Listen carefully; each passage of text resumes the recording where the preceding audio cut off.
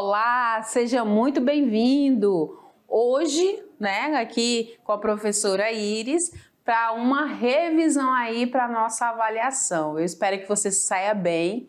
Trouxe aqui alguns tópicos, algumas aulas aí que são muito importantes que você tenha um pouquinho mais de atenção, certo? Mas dá uma revisada em tudo, ler tudo com cautela, com cuidado, que eu tenho certeza que você vai sair super bem, certinho? Então dá uma olhada aí na nossa agenda, o que nós vamos ver hoje. Olha só, então nós temos aqui na aula 8.1, certo?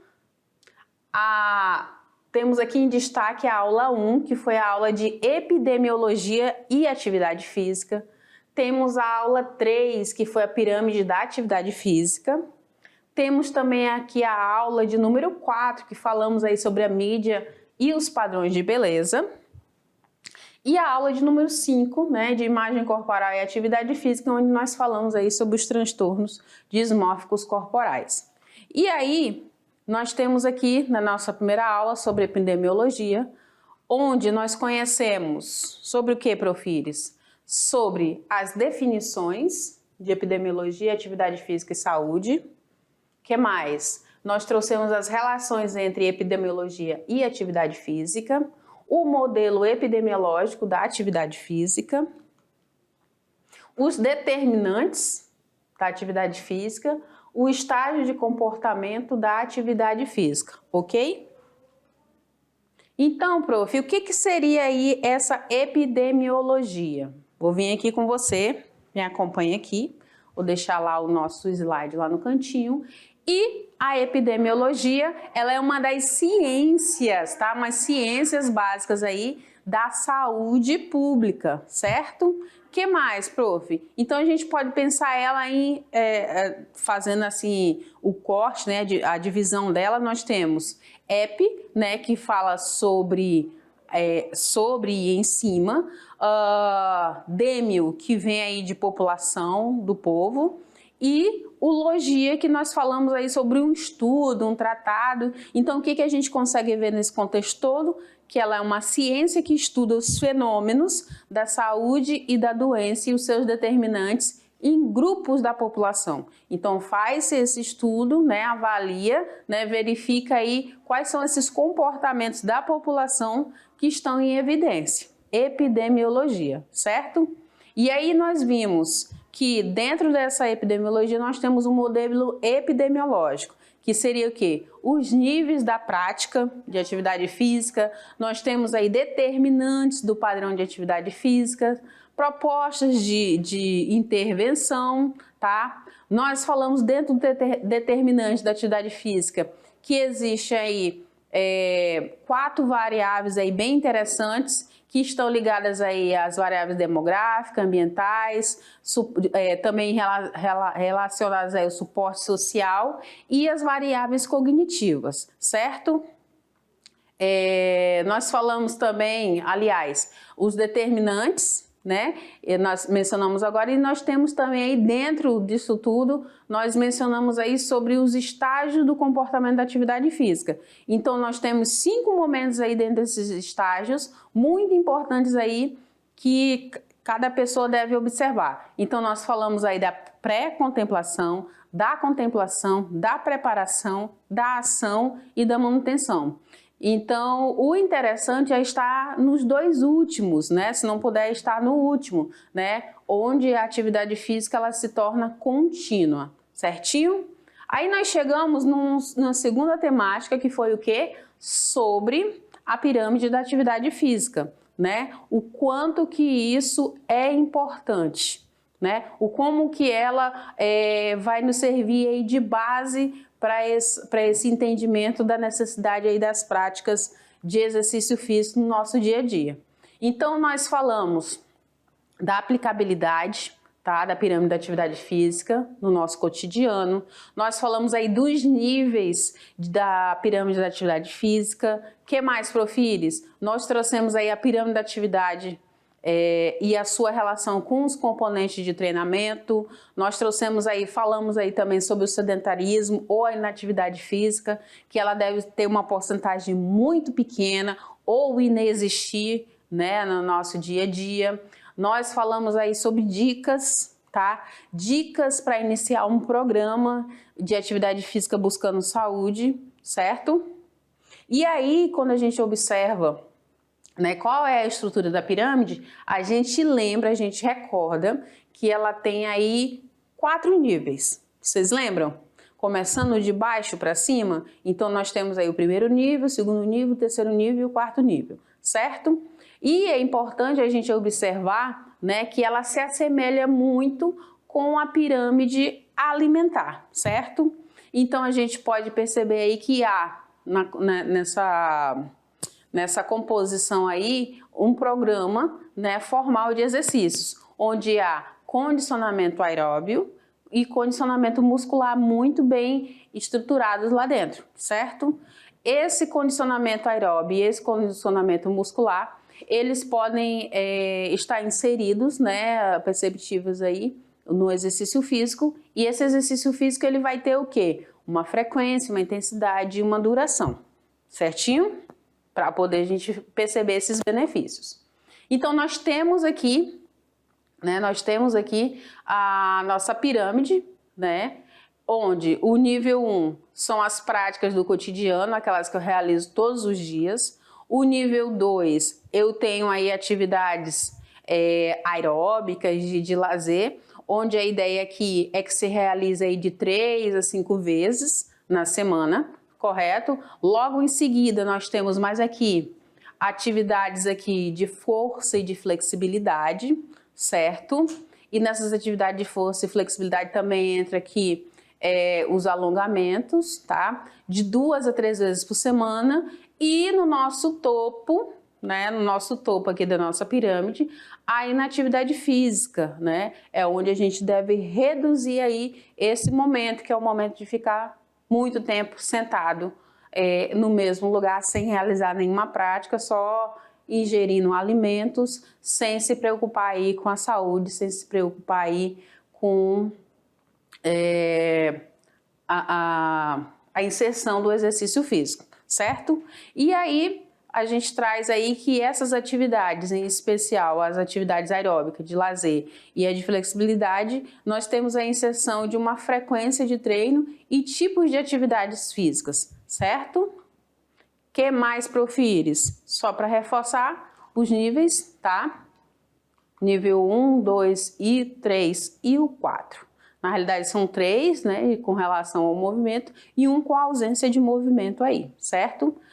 É sempre bom frisar que é importante ter o acompanhamento médico, a participação de um profissional, tá? Na inserção aí dessas práticas aí, certo?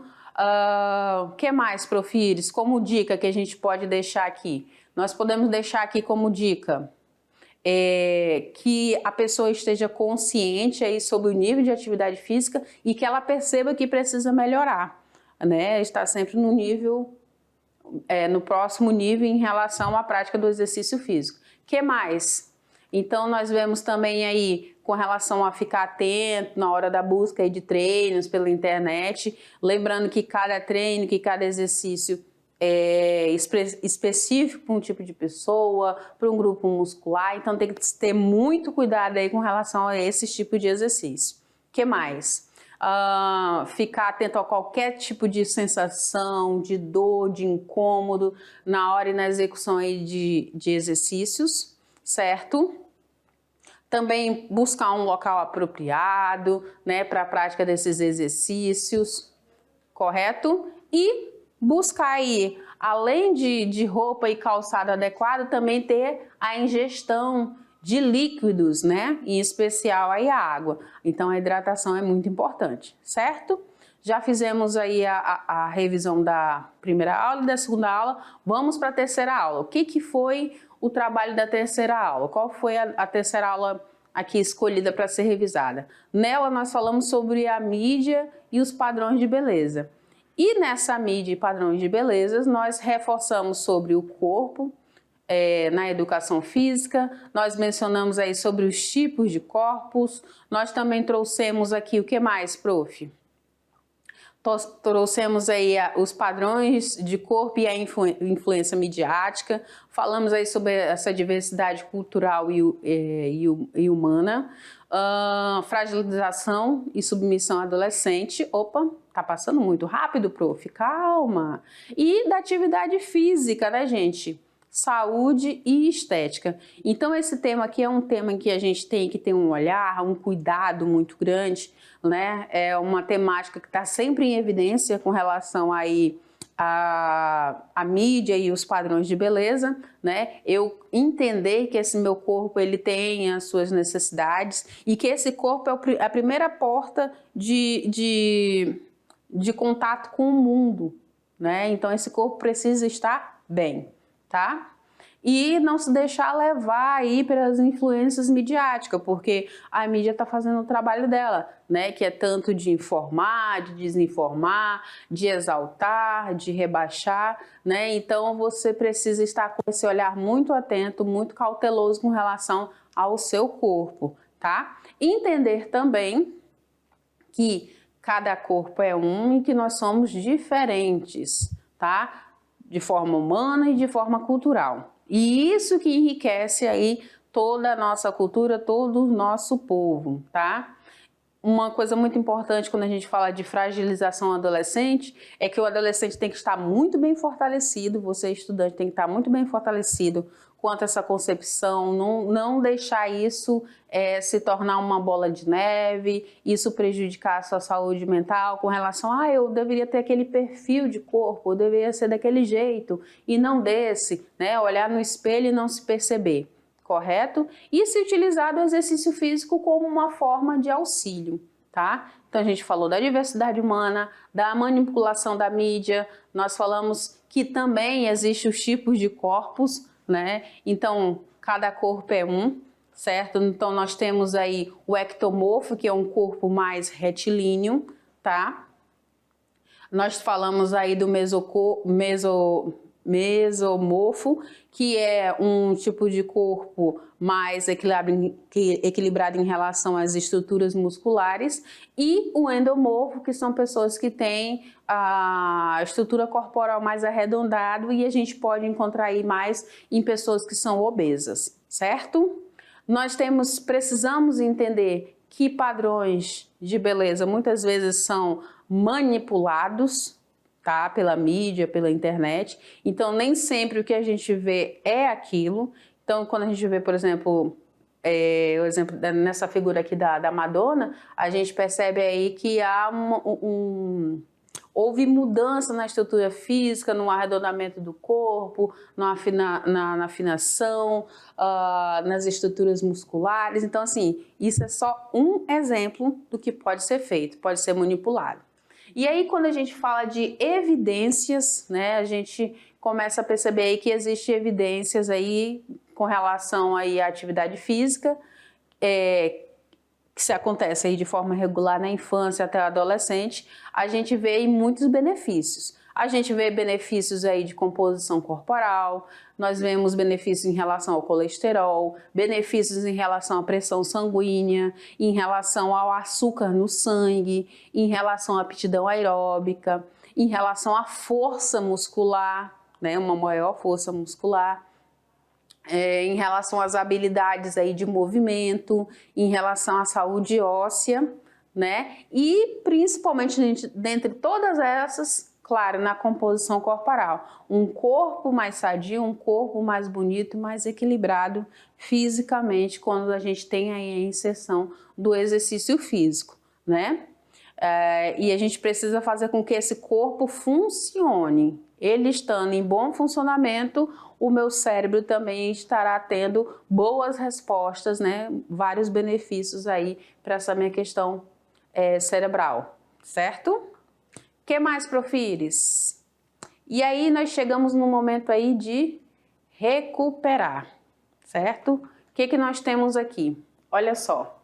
Qual o somatotipo que é o método de classificação corporal criado por William Sheldon, que divide aí os indivíduos em 3 categorias? Então, eu já te digo, identifica aí os tipos de corpos segundo o somatotipo. Então, nós temos endomórfico. Vou pedir até para o meu diretor, ele abrir aqui esse slide aqui, só para você perceber aqui, só para dar um tchan.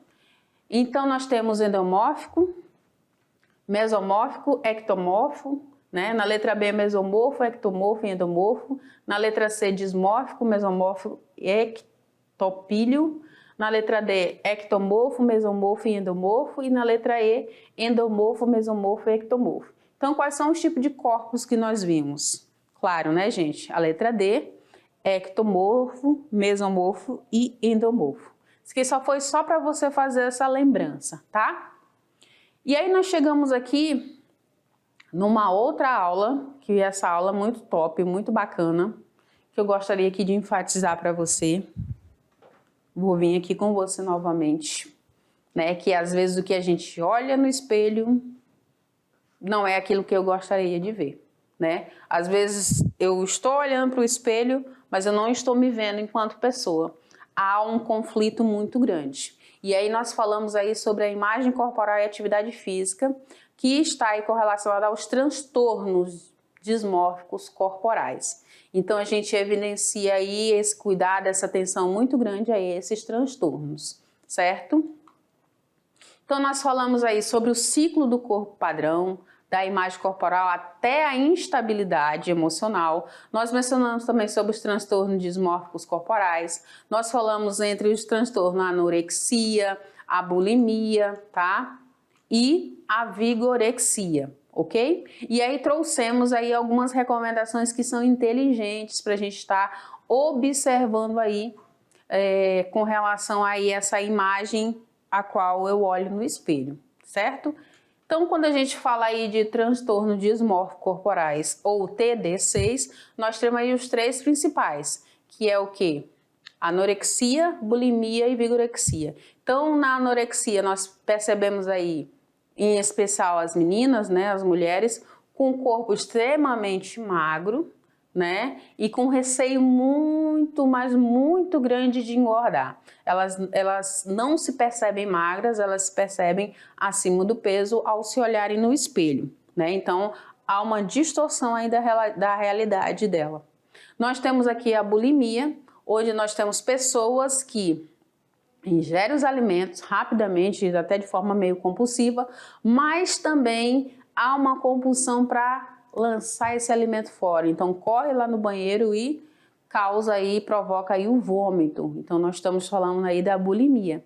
E como terceiro, né, principal transtorno, TDC, nós temos aí a vigorexia, onde é mais presente aí nos rapazes e a gente pode perceber aí uma também inadequação no que se vê no espelho, onde são rapazes, são homens aí com uma estrutura muscular muito bem definida, mas que se percebem magros demais com pouca estrutura muscular, certo? Então eles abusam, eles utilizam aí de excesso de exercício físico, certinho?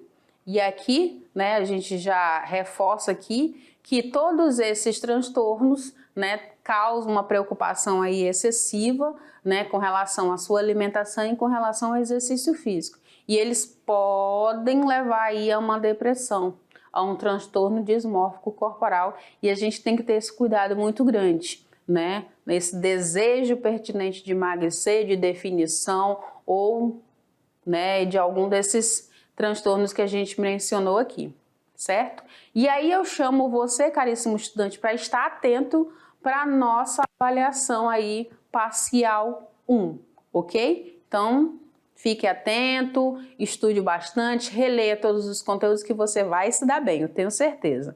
E aí, eu vou agora pedir para o nosso diretor girar o nosso cenário aqui e eu já vou me despedindo de você e tenha uma ótima avaliação, certinho? Tchau!